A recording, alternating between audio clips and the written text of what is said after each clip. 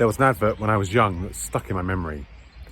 It shows a little girl dressed in a bee costume running through a house. There's obviously a party going on, lots of adults, and they keep looking at her, and she's kind of panicking because no one else is in fancy dress.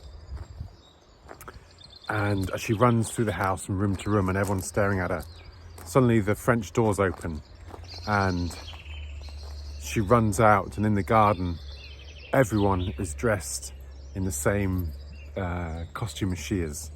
She's dressed as a bumblebee. And my wife and I have always told that story of you find your bee people.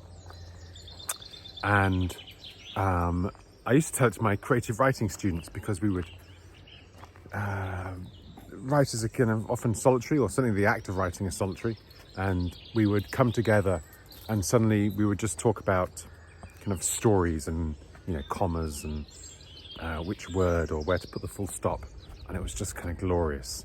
And I had that same feeling on Saturday at Warhammer Fest, where I took my son for the first time. He's 12 and very much into the hobby, painting now as we speak. And it was just lovely to be kind of with your bee people, people with the same kind of passion and hobby.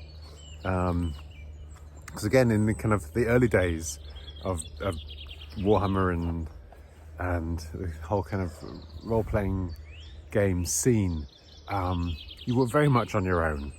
I think in my school, out of like 500 kids, there was about 4 of us who were in the Dungeons and Dragons club, or who went to the Wargamings club, even less actually, the Wargamings club.